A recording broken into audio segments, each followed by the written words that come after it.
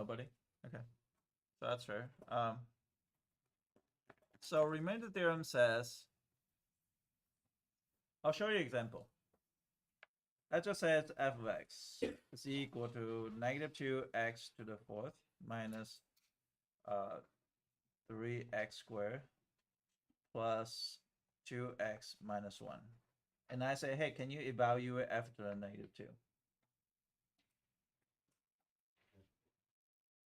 So you go first. I'll raise you. Yeah, it's negative 2x to the 4 minus 3x squared plus 2x minus 1. You guys started?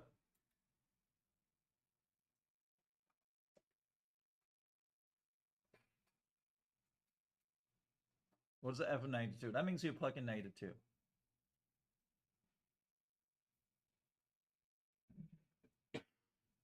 Who's done? Are we done? Very fast. Good job. There's another way to do it, though.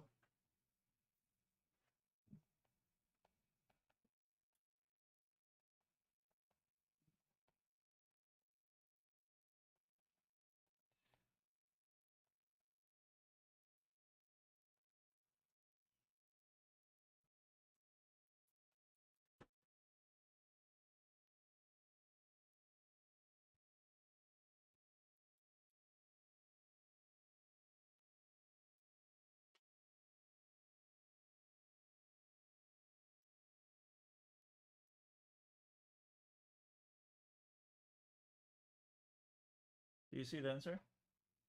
Where's the answer?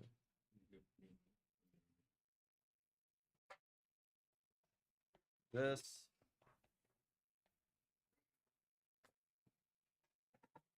This is the second way to do it. It's called remainder theorem.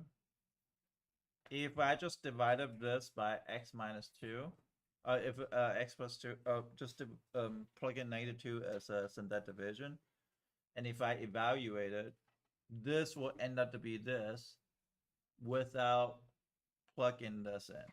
So now plug in negative 2. A lot of people are good with numbers, right? But probably not good with signs. So you probably mess up sign somewhere. And let's try it. This is going to be 32 plus 6, right? Plus minus 4. Minus 1, 16. See, I already made a mistake. So that's going to be negative 32 plus 6 minus 4 minus 1. Square. Okay, see how many mistakes I could possibly make here. So that is, hold on a second, let me go through it. Minus 12, right? Minus 4 minus 1. Is that okay? Minus 12 minus 4 minus 1. So that's equal to minus 32. Minus 44, 49, yeah, 49. So they are the same thing. They are the same thing. We're going to have to use this theorem later. It's called remainder theorem. Actually, we're going to combine something called remainder theorem to factor theorem later. Okay, so today you have to do remainder theorem. I don't want you to plug in. If I ask you to plug in, then that's no point. I want you to learn how to use remainder theorem. Means you don't change your sign though. If they say they want to evaluate negative 2, you're just gonna do negative 2 and plug in and see what happens. The remainder is gonna be a result. Later we want a remainder equal to 0. We're gonna talk about that because factor theorem and remainder theorem is they have to connect it in the end. Now, with that being said, we're gonna start by teaching you how to graph polynomial. Okay. So we're going to teach you how to graph the factor form of polynomial. But before that, I need to talk about M behavior. We already talked about M behavior before, but this time we're going to talk about polynomial M behavior. But the best thing is remember this thing here. So you might want to write it down here. So there are definitely you can possibly get is a polynomial is going to be like something like this. F of x is equal to ax to the n plus bx to the n minus 1 plus cx to the n minus 2 dot dot dot dot dot dot dot keep on and end up to be plus k at the end. So you are going to have some type of polynomial. Polynomial is some type of degrees. Just like when you do long division, there was a polynomial. Now, what is the only thing that matters is this part. This part is called leading coefficients.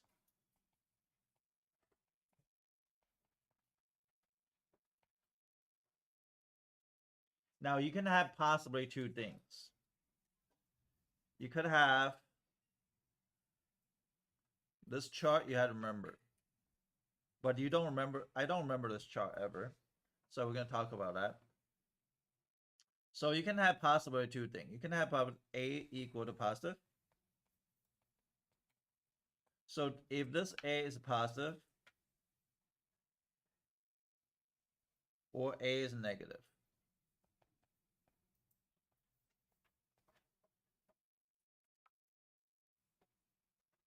And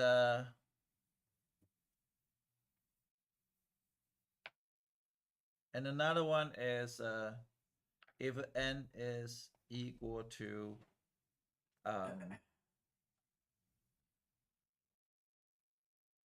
n equal to even and n equal to odd. So n is a degree of the function. If the degree is even or degree is odd, it's going to affect the functions. Now for me, I'm going to shorthand. I'm also going to write long way. So I'm going to show you how this works. So n equal to even. A is equal to positive. It turns out you already know this. What is the most easiest function that you can think of? N is even and A is positive. Yes? An exponential function? No. What's yes? Huh? What? Okay, can you tell me the function? X squared. Good. So for me, I never memorize anything. I remember that it's the x squared graph, right? So the x squared graph. So for me, like I just use examples x squared graph. Why x squared graph? Because if you know x squared graph, you know how this works. Because I can have x to the fourth, x to the eighth. They all operate the same thing. So for me, I just remember the x squared graph. Why does I remember x squared graph? Because even though they are not all representation, but they are really similar. So y equal to x squared. Why is y equal to x squared? Y equal to x squared is going to have something like, the graph is going to be something like this, right?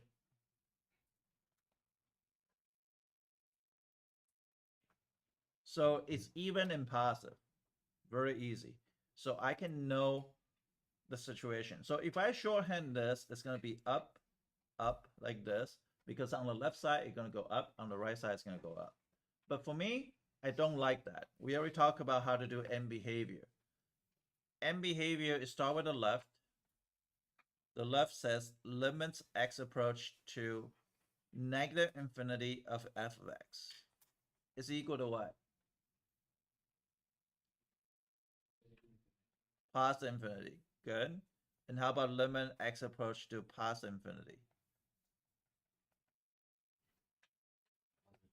Positive infinity. We already know this. Now, what I'm trying to say is, doesn't matter what function is, they behave exactly the same way. What I'm trying to tell you is, let's look at the graph, right? If you pay attention to actual graph of this and just say, hey, what happened is x squared, we know it's like this. What happened if I change it to x to the fourth? You see the end behavior exactly the same thing. It doesn't matter what happened I have afterward. At 3x squared minus 1, it doesn't matter. I still have, it doesn't matter what happened, because only leading coefficient is going to tell you the end behavior. No other thing is going to tell you the end behavior. So it doesn't matter if 3x squared or minus 6x to the third, like this, like this, it doesn't matter. At the end, it's still gonna go up, up. Do you see that? At the end, the function is still both sides gonna go up, and that's how it matters. So it doesn't matter what happened the term after that. Only matter the first coefficient. And this is why I'm saying it's only matter the leading coefficient. So it's called leading coefficients test. Leading coefficient test is gonna tell you what happened to the function. Very helpful on SAT, by the way. So you gotta pay attention to this. Okay. I don't know, like, I think it's froze again. Okay, so now what happened is A is negative. What is A is negative, N is even? What function you can remember? Negative 1x squared. Good. Armin, I know you already know, so I didn't call on you. So easiest one you can remember is this one. So I remember some easy graph. I don't remember this chart because this chart is useless. Y equal to negative x squared. So it's going to be down, down situation because of both sides going to go down. Limits as x approach to infinity. Oh, negative infinity, sorry. Negative infinity. F of x is equal to negative infinity because it's going to go down. Positive infinity of f of x equal to negative infinity. Does anybody need help here? So I don't memorize all the leading coefficient tests. I memorize the easiest graph. So the easiest graph, they behave the same way. Rest of the graph follow the same way. Am I going too fast? You can ask questions. Okay. So now n is odd. What's easiest odd function that you can think of? That you can think of that graph, but I can even think it easier. She's saying it's a cube, x cube. Just x. X is just y go to x. Everybody know what a y go to x graph look like, right? This side is gonna go down. Now, some people says this, which is fine. This is y go to x cube graph. It's same thing. You just remember some simple graph. You don't memorize some complex. I have a really bad memory. By the time next year, I don't even know your name. I swear to God, I can look at you in the eyes, I will know your name. You had to make a very big imprint. Either you fail the test multiple times, I'll remember your name, or you skip my class all the time like Louis, I'll remember your name. But if you're just an average person in the classroom, I won't remember your name. I have very bad memory. So I always memorize something that's really easy. Okay, so this one is going to be limits as x approach negative infinity of f of x is equal to what? Negative infinity. What happened limit x approach to positive infinity? Positive infinity. That's it. Then this is a proper way to write it. So you don't need to memorize a lot of things. You just memorize a simple graph. That should tell you the end behaviors. So now what's last thing? Y equal to negative x. Well, negative x, we already know the graph. Or negative x cubed graph. Either can go this way or something like this. Doesn't matter. The x cubed graph, the waterfall graph, but it's going to be inverted. So it'll be limits x approach to negative infinity of f of x is equal to what? Positive infinity. Limits x approach to positive infinity. Sorry, this is negative. You probably cannot tell. Positive infinity of fx is equal to negative infinity. So this just understand basic graph. If you understand from before, this is follow exact same thing. I usually don't tell people to memorize this. Okay. With that being said, do you guys know what a graph this one look like? X. So simple graph like this, you should know x is look like a. Watch out how they cross the zero. They cross the zero, it's like a spear. So x to the 1. The cross the zero is like a spear. What do I mean by spear? It just kind of stab the paper through, and that's it. It's just spear. Y go to x squared. I'm gonna call this is called multiplicity. So this is 1 as multiplicity 1. X x is equal to 2 that has multiplicity 2, that's going to have a bounce, which is parabola, you guys already know. So we're going to call it bounce. And y equal to x cubed, that's going to give you a waterfall. So we already know this basic graph. Now, the variation of this graph is going to be something like this. Now, what we're going to do is we're going to graph some simple polynomial. So do you see this 3? This is 2. This is all multiplicity. So what we're going to do is we're going to graph this. Hey, do you guys know how to graph this?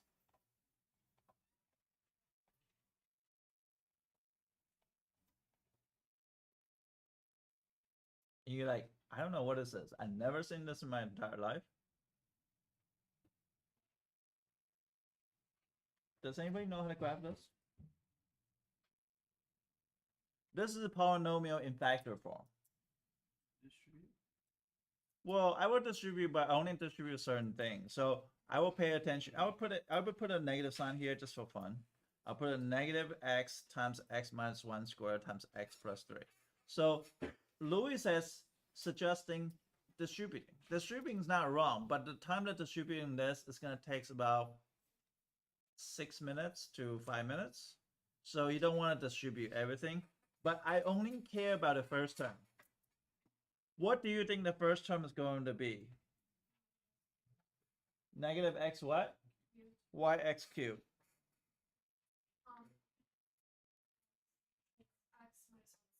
So x times x squared times x. So is x cubed? X to the 4th. But it's a negative sign still there. So if you think about it, that's going to be negative. It's going to be negative x to the 4th. Why? Because this is going to be your x to the 1st. This is going to be x to the 2nd. This is going to give you x. So it's going to be negative x times x squared times x. It's going to be negative x to the 4th. Do you know my end behavior? When limits x approach from the left is what? You got to be able to write it today. Is equal to what? Negative infinity, thank you. Limit x approaching to positive infinity of f of x is equal to what? Negative infinity, good. So that means down situation. We're gonna draw this graph, and we're gonna including end behavior. How do we do that? We're gonna say down here. That's the first thing I need you to do. Second, do you know how to find the x-intercept? Where's the x-intercept at? No. 1 and what? Negative 3 and what? There's total 3. 0. Okay, so you set each factor equal to 0 because you want to find x-intercept, right? X-intercept is y equal to 0. So that means each factor equal to 0. So it's be negative x is equal to 0, x minus 1 is equal to 0, and x plus 3 is equal to 0. So x equal to negative 3, x equal to 1, x equal to 0. So total there's 3 0. And those 3 0 has different multiplicity. Pay attention on the multiplicity of this. This is the first time, this might be the second time you learn this. M is equal to, well, this is the first power. So M is equal to 1. M is equal to what? 2, because the power is 2. M is equal to what? 1. So at negative 3, M is equal to 1. At 0 is 1. Right? At 2, at 1 is what? 2. So I'm going to write down multiplicity on each one of them. I'm going to graph. So this part is going to go down. Okay, so it's going to go down. Y is equal to 1 because of the 0, the power of that particular 0, it shows the degrees, and that's called multiplicities. So now If multiplicity is 1, they behave like a x to y equal to x graph. It's gonna acting like a spear. It's gonna go through them. It's gonna go through just like a line, just like y equal to x. It's gonna go through this one. It's gonna like the line as well. Is that okay? They behave like a line. What's m equal to 2? M equal to 2 is like x squared. What does the graph look like? The bounce. So the graph should end up to be something like this. I don't know how high this part is. I don't know how low that part is.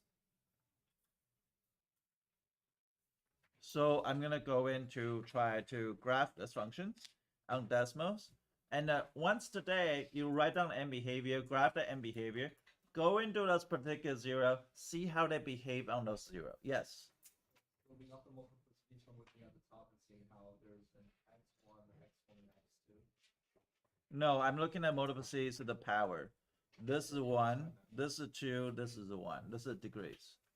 So I'm going to show you what happened in the graph. The interesting thing is you have to recognize if you have a negative x, it's going to go through this 0 just like this, just like a spear. Do you see that? What else? If you put a parenthesis, what's the second one? X minus 1 square. Look at this. Look at this at 1. They behave just like an x squared graph. If you pay attention, just pay attention to this part. It looks like a parabola. You hit it and then bounce. Hit the x-axis and bounce it off. What's the last one? X plus 3. Now remember, we don't know how high the graph. So this graph is obviously going very, very, very high up. This part. But that part I don't really care. So this part is, I don't really care. This part is going to go significantly higher. So if you look at this, the graph did go all the way to 17 or 18, but the rest of the part of the graph did behave exactly the same thing. You got to be able to find x-intercept. You got to be able to find y-intercept. I'll give you a couple to graph today. You're going to fail. That's fine. Tomorrow we're going to remodify it. You can go back to watch the Desmos, how the graph is going to go. But you're going to try to graph. Most of you guys have fear of graph. Don't get fear of graph and get into you.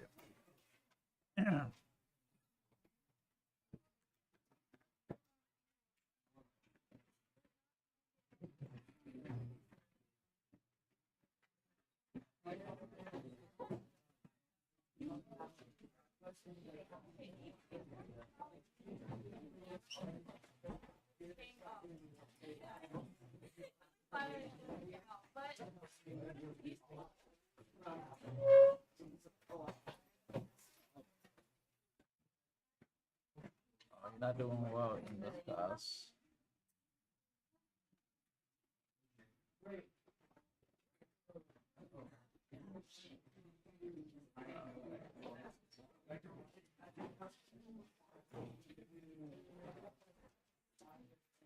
Can I see the SAT question, like write it down, or where they get it during the weekend? I can. You should write it down. I did it, but I didn't do the rest of the stuff. No, you gotta figure out. Officially, he never gave me that. Yeah. I don't know what you're talking about. I am working. You on guys watching- dream of those questions. I am working on watching it again. Even if I the other way. But Okay. it's a good practice just to see it again. Okay. Hi.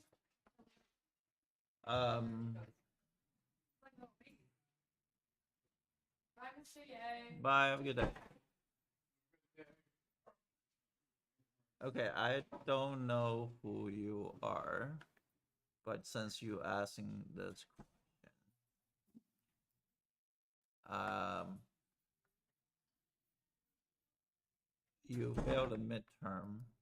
Okay, so when you failed a midterm,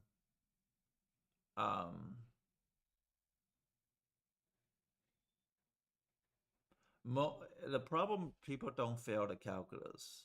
calculus concept is easy. People fail at is the algebra skill. So what you need to go back to fix the algebra skill rather than fix the calculus skill, because you can study whatever you want, but you don't have the right foundation, then you're still not going to do well in the class. I don't know who you are, but my thing is always work on foundation, which is go back to algebra, make sure you fix all the things on algebra, which is all the video in this particular section is helping with algebra. So I don't know if that answers your questions.